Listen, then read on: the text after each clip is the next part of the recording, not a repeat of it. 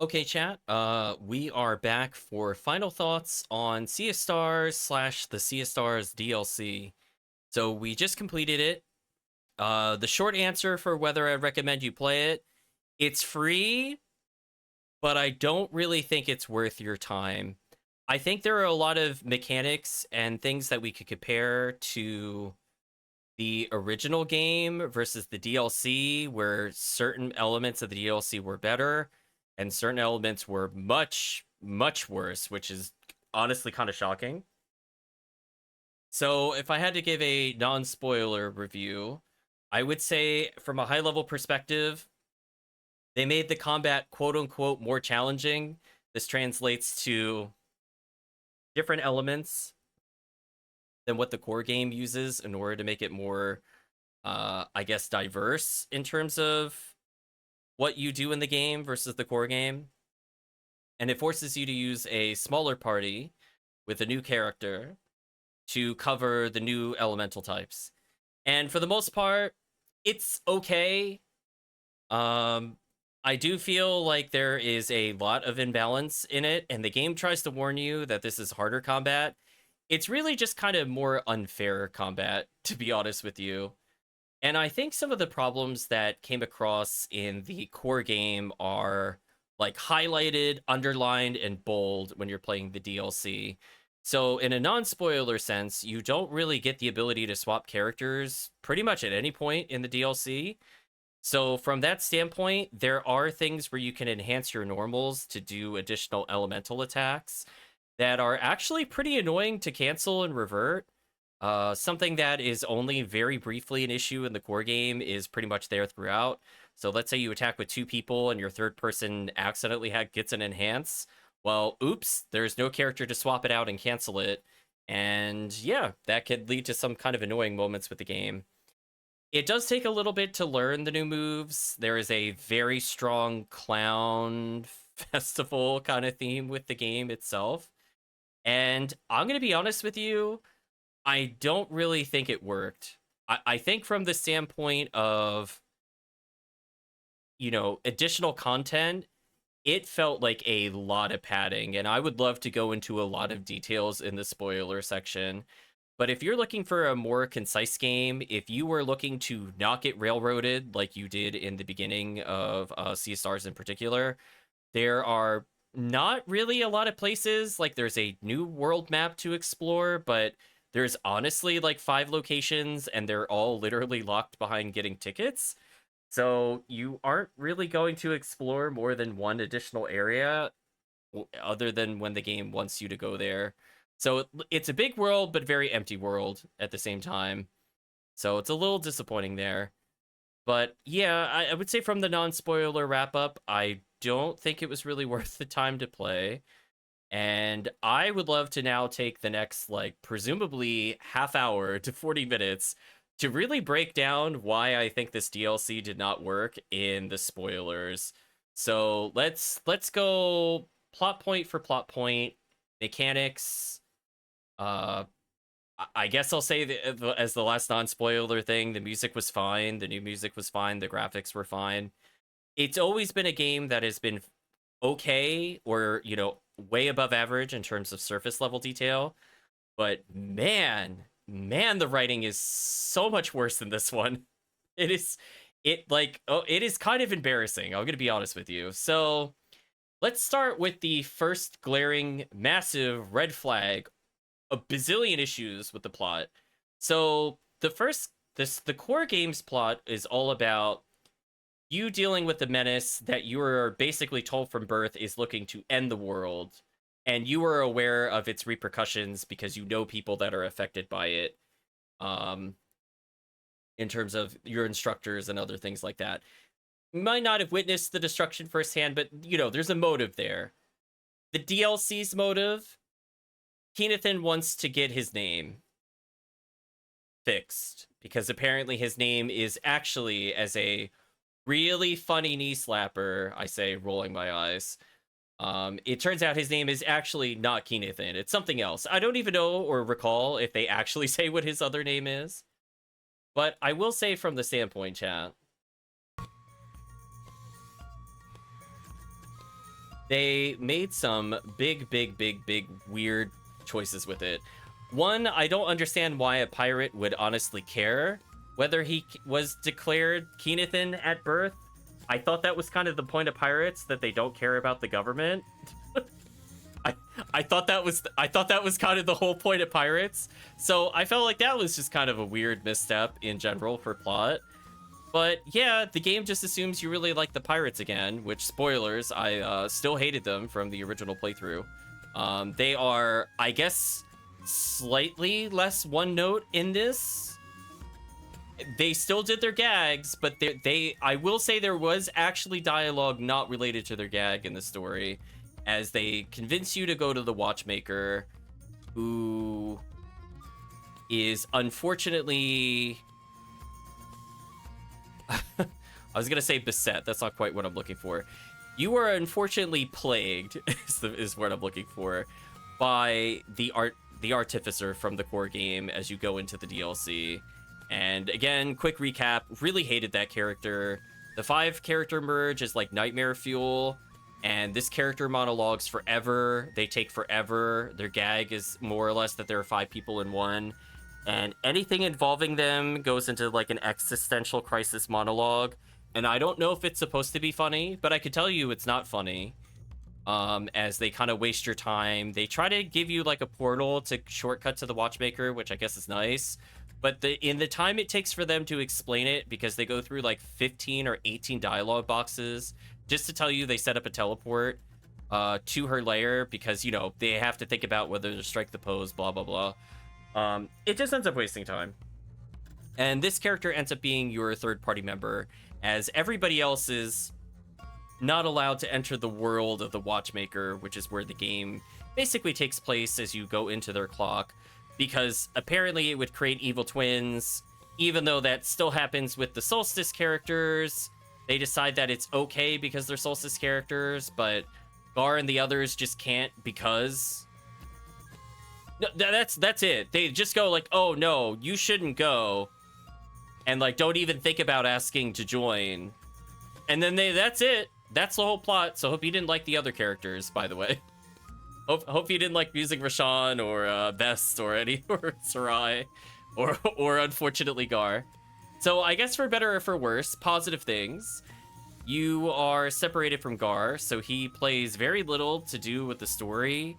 And the intent is that you basically fight your evil twins, and the goal being that you persona yourself into, oh, they're me, but they're the weaker side of me. I am the better version of me. I should not let them keep me down so I can reach my true potential. So that is their plot arc summarized in about 4 sentences. And let me tell you, they illustrated the character struggles and monologues in the most early 2000s high school cliche nonsense I have seen in quite a while. There are a lot of, do you get it? We're making a reference to other video games. It's really funny, guys. Look, the muscle guy, the muscle pirate, is going to suplex the train. He did the funny. Welcome, Chris Grim and Raiders. But he did the funny. He suplexed the train. Do you get it? Do you know what game he's referencing, everybody? It's so high class and high bar, chat. Truly, no one knows what that reference is. Thank you for resubscribing, Chris Grim. So, unfortunately, most of the humor in the DLC is like that. I feel like from the standpoint of the characters, despite the game taking about 7.5 hours to beat with backtracking, and again, I think with a cleaner run, it could easily be way under 7 since we read the dialogue out loud while we play. I felt really, really disappointed in the fact that this is supposed to be the actual characterization that was missing in the main game of the inner turmoil of the Solstice twins, for lack of a better term. That these champions are human too, and here are their struggles personified as something that they fight with literally and metaphorically in order to beat the boss of the DLC. And let me tell you, their dungeons are a massive waste of time. I absolutely loathe every single dungeon that was involved with those two characters, I felt like there were so many missed opportunities. Things just kind of happen on top of that. Like the twins are literally created from scratch the moment you go into town, and within like an hour of you being in the game universe, they have their own like settlement, or not settlement. They have their own like evil layers that reflect the personality of the characters, and they do nothing with it. There's like, it's all visual, no substance, and it is so disappointing because like you can name dozens of games and shows or media in general where you are basically exploring what is essentially a dreamscape to actually be able to confront actual issues the characters go through. This is not like a revolutionary thing. It's been done dozens of times, and they just do nothing with it.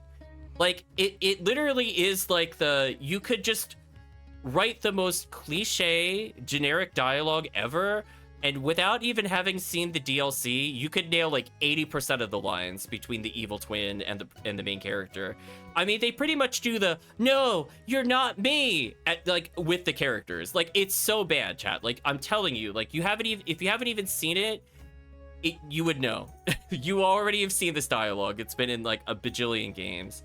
And I feel like there were some interesting concepts that they just didn't do anything with it, because they decided that instead of having like a lot of dialogue or like a lot of interactive events in the DLC, that it's going to be like 80% puzzles. I mean, it got to the point where I think we basically solved more puzzles than we did random encounters in most of the dungeons. I'm not going to say every dungeon, but most of the dungeons. If I fought more than like 7 things, I would be surprised total in the whole dungeon. And I would say from the standpoint of the puzzles, it was an excruciating crawl. Like, I'll give an example. So you go to Zale, who I will say is very unintentionally funny with his evil twin, where his evil twin is just him with eyeliner. I will say that is really unintentionally funny. They play it very serious. I don't think it is meant to be a joke, but it is, trust me, it is so funny and stupid when you see this character's face reveal. It's so funny. So, from that standpoint, you are basically going through their mansion, which is a museum, because Zale's problem is that he, as a solstice warrior, is always looking to be in the spotlight. Do you get it? Because he's the light solstice warrior. Do you get the pun? Do you get the pun that they're going for with it, chat? It's real deep stuff, trust me. I say, rolling my eyes again. So you get to basically walk around this museum dedicated to him, but like nothing happens in it. Nothing happens. You're in that dungeon for like an hour and 40 minutes. You interact with like a bunch of villagers, but most of them are just like, wow, I can't wait to go to the next room. Wow, that's an exhibit. Oh boy, I sure can't wait to see what's in the next area. Huh, I wouldn't have thought that before coming here, but maybe I'll think differently. And that's their dialogue. Those 4 lines are like spread across 40 characters. Nothing happens with them. So they don't really explore anything with it. And I was just thinking from like a writing standpoint, they could have had like statues dedicated to his life. Maybe one of the puzzles that was talking about the order he learned the arts was technically lore? Maybe? But I feel like these were kind of scenes that we could have had to have the 2 main protagonists interact with the memories, or more accurately, the inner perceptions of certain events. And they missed an opportunity to see like, party A sees this, party B sees this. The truth is someone in between. Yeah, wow, this narcissist guy is someone. Yeah, pretty much. Oh yeah, they call him Narcissus King for clarity. Because, you know, he's narcissistic. Do you get it? Because he wants to hog the spotlight. Do you get it? Because he's the sun champion. Therefore, we have to do something with light. Do you get it? It's really deep. So anyway, from that standpoint, they don't really explore anything. He basically just goes up to them and says, I'm the better version of you, and you know, you wish you were me, and I know this is you because I'm part of you, so I know this is how you really feel.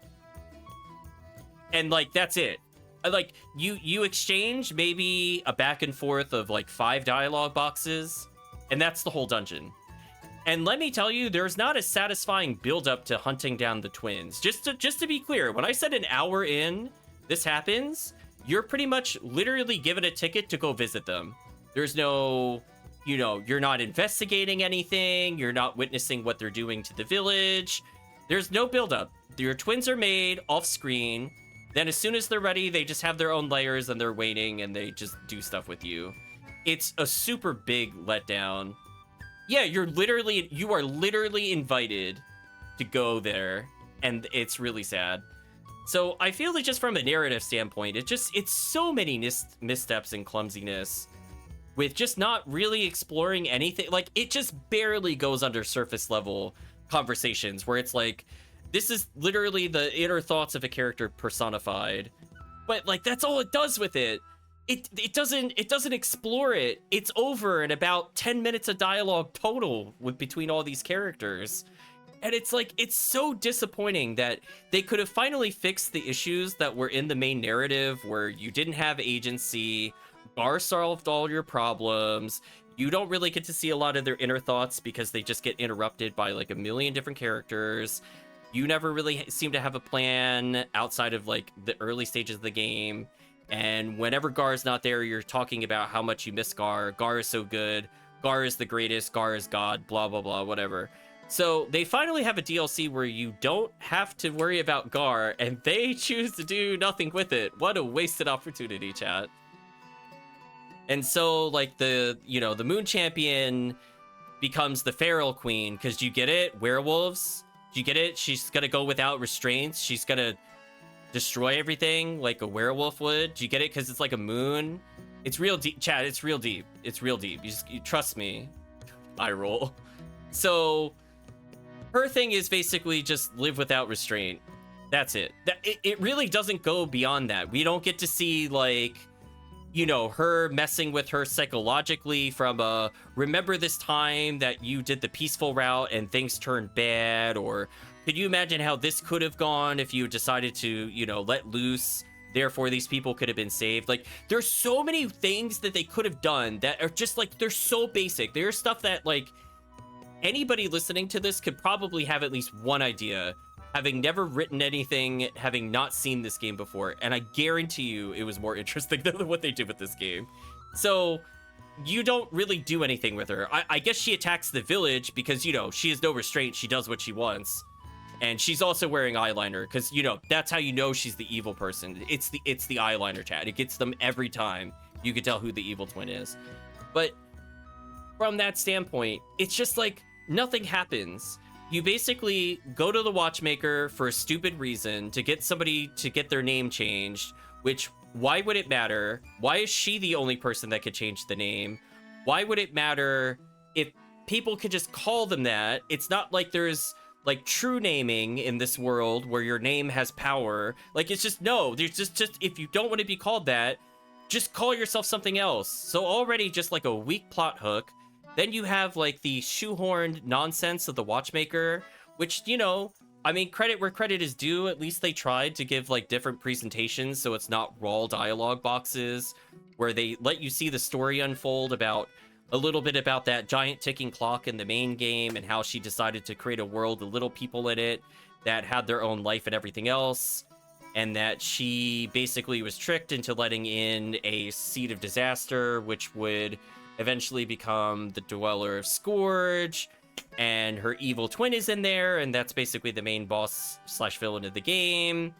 And then it just kind of falls apart. So I love that they couldn't figure out how to fit in Sarai in the plot because she could just teleport with portals, because then the game would be over instantly. And I love that the game like basically broke the fourth wall to be like, listen, the portal character would totally ruin the railroading of this game.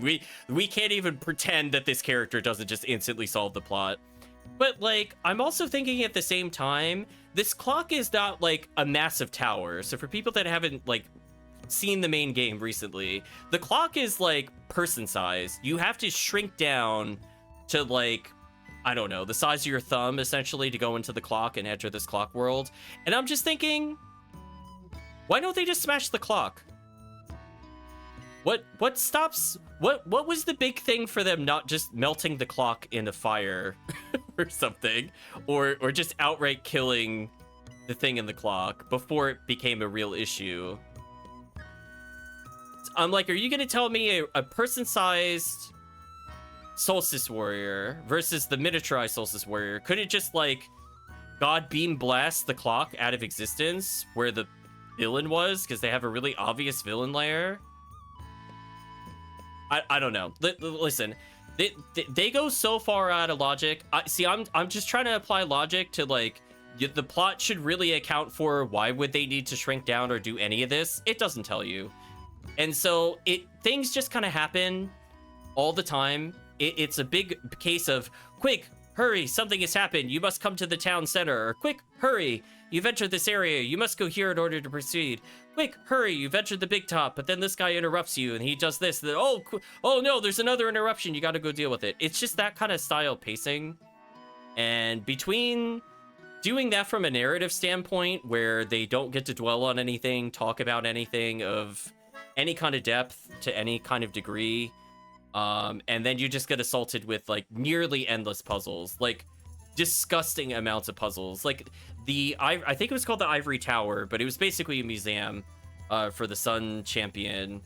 I want to say it was like 20 different puzzles just in order to solve it, because you basically go to the main area and then there's 4 side towers, and each of the side towers has like 3 puzzles in them, but then there's like movement puzzles in order to unlock things in order to get to said towers. And it was very tedious, chat. I'm just telling you. I felt like if this had been the core game release, I would have said they were actually 100%, not kidding you, padding the game to make sure people didn't return it.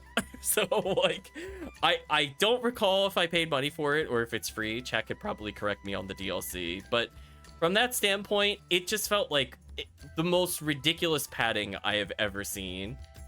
The dungeon design was just a absolute slog. It was like 2 hours of exploration with maybe 4 or 5 battles total before reaching a boss. DLC was free. I still feel cheated and robbed. To be honest with you, I still feel robbed from the experience. But yeah, you do all this stuff and there's no payoff. Like, if you think I'm going somewhere, like you beat the twin, no, you just go to the end and you fight the villain. So I want to just kind of break down in more detail. So we've covered the high level plot summary. And you know what's funny in the plot summary? I skimmed over 3 of the henchmen because they are just so boring and gimmicky. I honestly don't know if the 1 to 4 numbers in the main game were worse or better than the puppets. Like, I guess visually, the puppet characters that were the henchmen of the puppeteer / the evil version of the Watchmaker, I guess technically had more personality. They had one of those annoying things where all they do is talk and rhyme. And I would like to point out that they're not even good rhymes, because at one point they rhyme time with a different version of time. Like, I'm like, you rhyme the same word. I'm just like, you just like, I'm just like, did you not figure that out? I don't know. Confusing. So let's break it down. So the game depower levels you early. So I guess positives, it does at least ensure a certain amount of quote unquote challenge by making sure even if you beat the game and you have done 100% of the challenges, that the game still can provide some kind of challenge and variety from the core game. So positives, it gives you new abilities to learn. I think in terms of actually also positive in terms of mechanics, instead of having to go into exploration mode to find all the combos, a lot of the combos... Oh, we have Chrono Trigger music. A lot of the combos... I mean, I eventually want to listen to Chrono Trigger, but let's go back to the Sea of Stars soundtrack.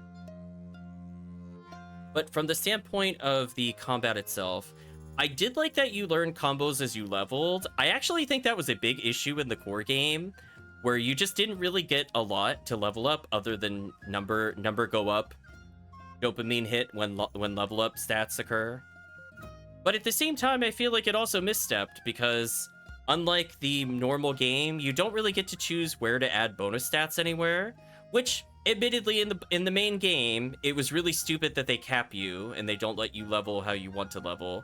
So I feel like they could have just fixed that by letting you free level in the DLC, and that would have been fine. They try to fix it by giving you items that boost your stats, which come up occasionally, but it's not the same. The numbers are less, they're not tied to your level up. You also have a restriction in number of levels. I'm gonna say it was 6 level ups you can get while in the DLC total. So there's no power leveling to get out of the scenarios. You will find that a lot of the attack animations are kind of BS compared to the main game. There are a lot of enemies that purposely juke you, or we'll call them Dark Soul physics on jump attacks. Like, no joke, there are like 5 enemies that do a jump attack where the amount of hang time they have in the air followed by just rapid acceleration is outrageous. Like, at one point, there's even a star attack that comes in as a diagonal angle towards your character, and then for no reason, right before it hits your character, it does a loop-de-loop to stall when to press the block timing. It's so obnoxious. So I feel like that it was a bit more mean-spirited with the combat animations for block in this game, comparatively. I feel like the characters are basically the same premise as before. Like, your characters essentially take on, like, the juggler class or acrobat class as you become part of the clown world, I guess the best way to put it, after failing to defeat the 2 clown henchmen at the beginning of the game. It's a DLC once you enter the Watch world. But from that standpoint, the abilities were okay. I feel like a couple of them were a bit unfair, where they just kind of naturally end over time. Like, the trampoline would eventually just rocket out whatever you're supposed to bounce, like, really far out of the way, and I don't really think there's a way to predict it, since it just goes potentially like half screen to 3/4 screen. So it could be it could be like slightly right and then just be far left and then be up or something like that, and it's just not possible, I think, to get it unless you could somehow predict the algorithm, I guess. So there were a couple attacks that felt kind of I guess I like the idea of the, you know, holding A in order to basically do the equivalency of limbo and fire stuff back. I actually kind of like the theme of some of the attacks. I didn't use like a whole ton of them in the playthrough, but it felt decent there. I will say the game warns you that the combat is harder, and like, it's technically true. We still beat it without using cooking items or items in combat, so shoutouts to not bothering with those. So just like the main game, still don't have to care, you just have to get good, question mark. It's like a step up in difficulty. It kind of reminds me of the beginning of the main game, where it felt like you didn't have a lot of options and enemies would sometimes have really atrocious locks. And it's basically like that in the DLC, except kind of worse, because you also don't have characters to swap out eventually, where you could have like characters in your reserve with MP to kind of blitz them down. That's not really a thing in the DLC, so it ends up being kind of more annoying there in general. The boss design, while graphically very good, I do like how they designed the monsters. I think that's a pro for both the main game and the DLC. The boss mechanics were terrible. They were so much worse than the main game.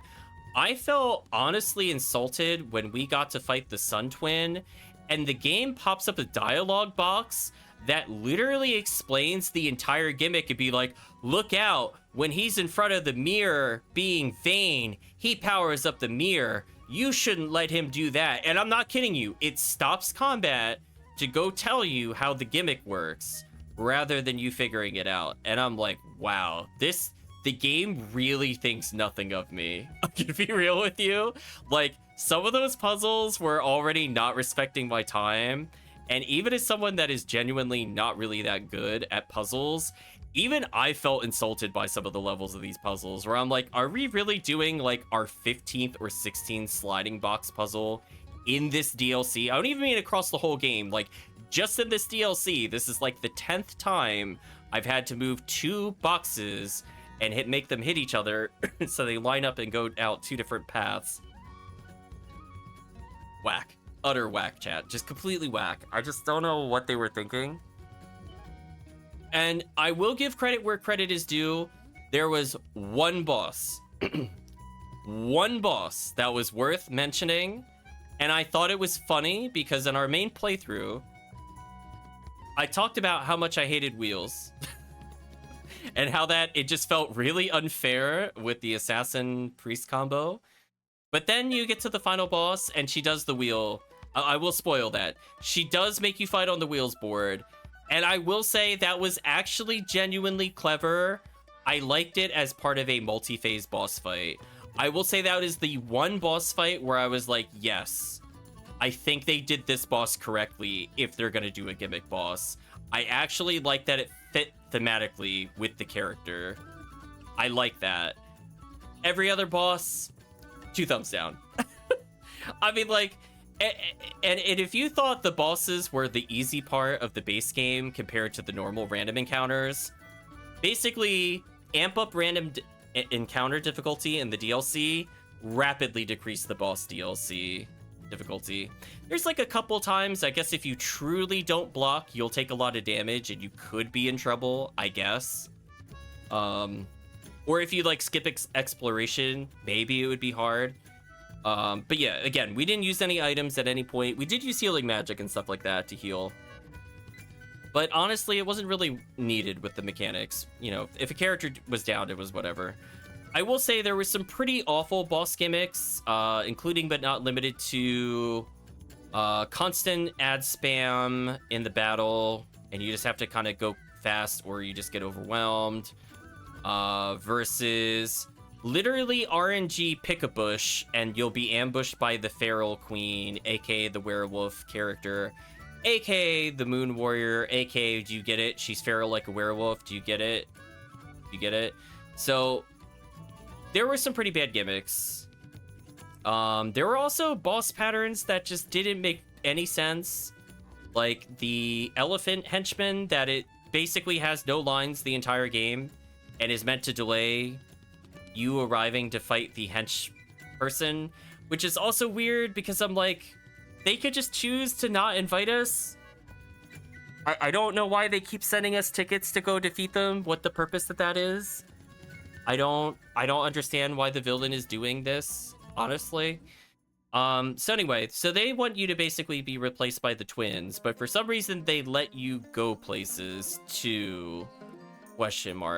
So from that standpoint, the bosses for the most part just are kind of ineffectual. Like, I guess it's good that they realized that some of the locks were a little unfair, but like the elephant boss in particular probably shouldn't have a lock total of 8 on like Mantra. I don't know why that thing was like 8 turns to break. I'm like, even if it had 8 locks to break, it's like, it should be literally impossible to fail it. So there were certain attacks that just could never come out because you would have to be so tuned out autopilot in order to fail them. It would honestly be impressive if you did fail. So there were several attacks we didn't see, not because we really thought about what the locks were, but it just gave us way too many turns to deal with them. Some locks requiring like, you know, you got to break 6 of them and it requires 2 of these elements, but you have like 5 turns or 4 turns. And I'm like, do you really need this? I mean, you could even auto attack some of this. I don't know. So some questionable things in there.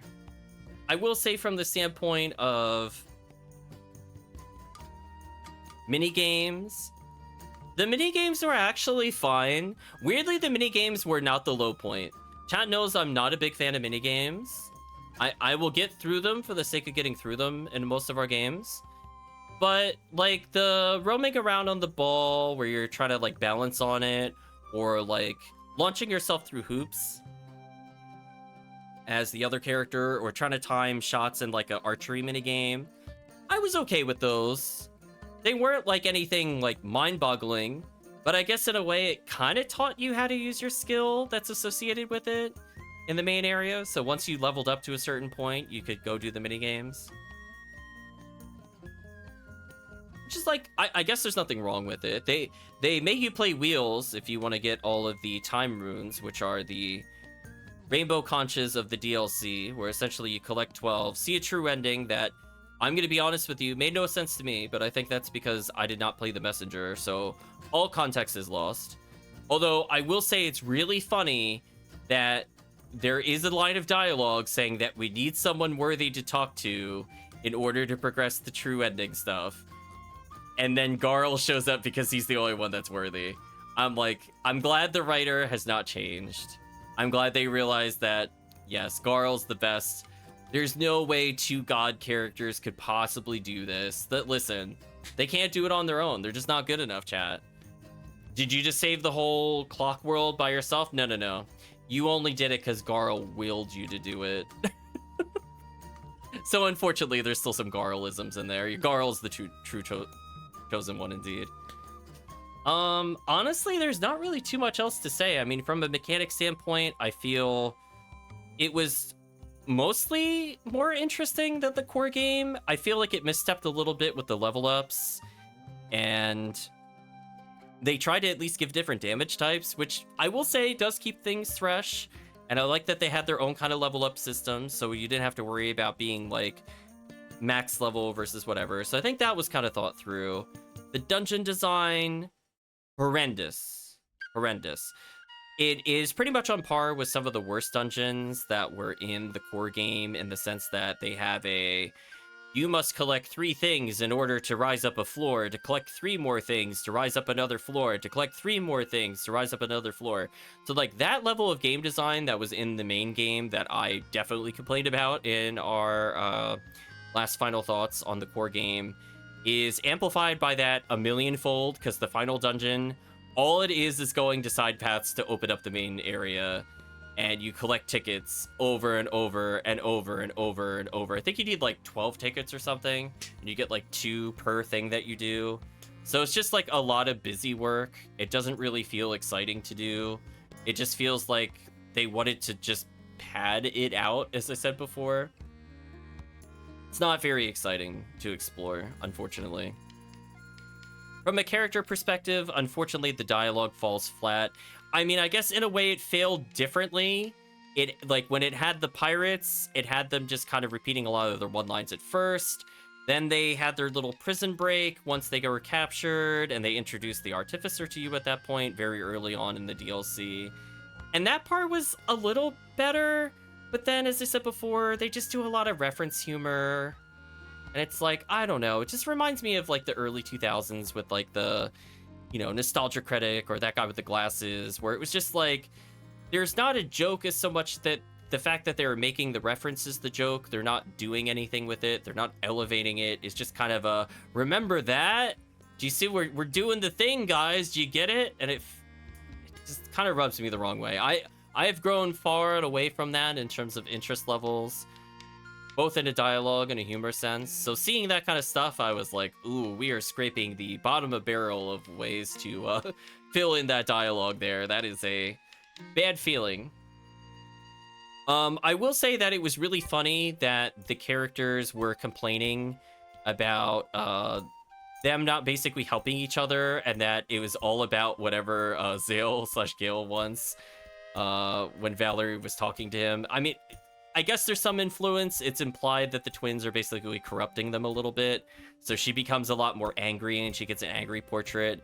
And then Zale becomes a lot more reflective and more afraid to kind of open himself out there after like very, very light trauma that's gotten over in like 7 dialogue boxes. From that standpoint, I thought it was kind of funny because they're complaining about how it's always about what he wants. And I was like, did you play the main game? It's not about him. It's about Gale. It's all about what he wants, or not Gale. It's all about what Garl wants. And I'm just like, I feel like they're having this conversation to the wrong character. Their little angsty, you know, angry moment should have involved them yelling at Garl. But I think the writer couldn't stomach or couldn't fathom the world where someone that is truly that pure-hearted and good and amazing and special and awesome at everything that they do, and they're so good, and we should always be thankful that that we are friends with them, and they are the greatest thing that has ever happened to our lives. They could not imagine possibly saying those things to that character. So unfortunately, if you're looking for comeuppance or like the stereotypical, the party is split because contrivances, it falls exceptionally flat because they're just kind of arguing with each other, and it doesn't really feel earned, I guess is the best way to put it, given that in like 40 something hours of dialogue and questing with the other characters, do you not really get the impression that that is ever true? So kind of disappointing there. Yeah, music about the same. I mean, still great composer. Art still fine. Plot, train wreck for different reasons. Dungeon design worse. Items pretty much useless. I mean, we used the stat boosters. So I guess that was nice. I gave myself extra max HP. That did make a small difference in the final fight. I will say I was kind of confused why the Suikoden duel system was in the final fight of the game, where you have to read the emotions of the boss and choose whether it's a heavy attack, a fierce attack, or a defend. And it makes me kind of think, why didn't you do that? But you know, that's more of a tangent.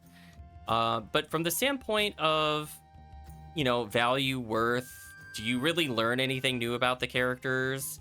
Not really, I guess. It's one of those things where the plot is best summarized as anime filler arc. Like, things technically happen, but they're not important to the main story. There was maybe something plot relevant in the actual, like, collect all the time runes thing for other games, but, like, the characters themselves, nothing really comes of it. Like, you know that ultimately they're not really going to grow as characters or anything else will change, because it still takes place before the true ending, and you've seen how the true ending works if you play through the main game. So that's kind of what it reminds me of. If for some reason you are super in love with the characters, I guess you'll get more of them. They do talk slightly more, but it's not very deep. It kind of reminds me of, as I said before, kind of like a high schooler writing things where the narcissist character was like super edgy and everything else, and the feral queen was, funny enough, actually not the edgiest one. I feel like the narcissist guy was more edgy, but she also is just very one-dimensional, and it doesn't really go anywhere. They don't really explore trauma or any other relationships between the characters. The most that really happens is Valerie gets really grumpy at her counterpart, and then they make up after beating the evil twin in like 2 dialogue boxes. So again, not really much of substance there. But from the standpoint of the game itself, I still would not recommend playing it. I would say the DLC doesn't really hurt or really alter my opinion very much. I feel like there were a lot of henchmen that, while they had more interesting designs, were about as not really all that important or great to have villain cutaways to Clown Victim number 1 and 2, and then Elephant Man. Just don't... I mean, normally I'm the one that says I kind of hope that we get to see more from the villains, but it's like so cartoonishly evil that it doesn't really do anything with it. It's just like, oh, they're falling into our trap. Surely they will be completely unprepared for the next time that we fight them. Or, they took out the twin, but we'll be ready for them by the time they come to the castle. Or, oh no, we need more time. I didn't foresee them possibly defeating the twin, but don't worry. We'll stall and we'll make sure they never succeed. Like, it is pretty much that level of dialogue. So that's all I really have to say about the DLC and the game itself. I will probably never replay this game, but it is what it is. So chat, if you have any final thoughts, if you think I missed anything in there, I'll give you a minute. I'm going to rehydrate, give myself a moment to think.